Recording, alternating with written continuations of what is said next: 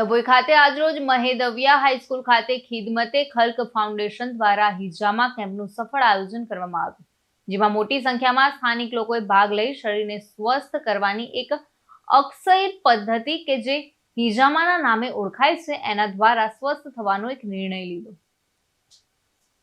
તો આ કેમ્પનો સમય સવારે 9:30 થી સાંજે 5:30 સુધીનો હતો।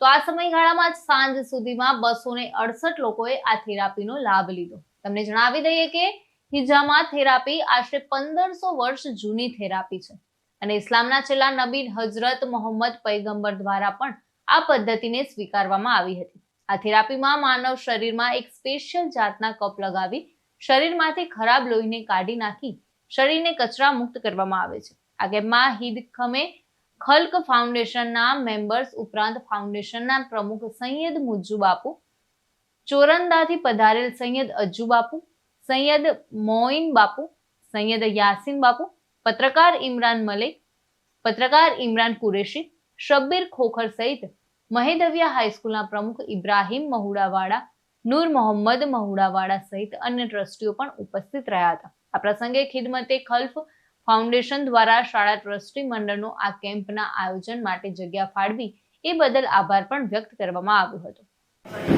आज रोज डभोई शहर के अंदर खिदमते खल्क फाउंडेशन के स्थापक सैयद मुजीबुर रहमान साहब की सरपरस्ती के अंदर और सैयद अजू बाबा चोरंदा वालों की सरपरस्ती के अंदर एक हिजामा का कैंप का आयोजन किया गया, जिसमें अभी 11 बजे तक के अंदर तकरीबन 60 से 70 लोगों ने हिजामा का लाभ लिया है और आगे भी 4 बजे तक काफ़ी लोग इसका लाभ लेंगे। और अभी हिजामा महेदविया सार्वजनिक हाई स्कूल डभोई के अंदर चालू है। कितने पेशेंट अभी तक हिजामा के? अभी तक 60 से 70 लोगों ने लाभ ले लिया है और आगे वेटिंग नंबर चालू है। अभी तो हिजामा करवाने के कुछ फायदे?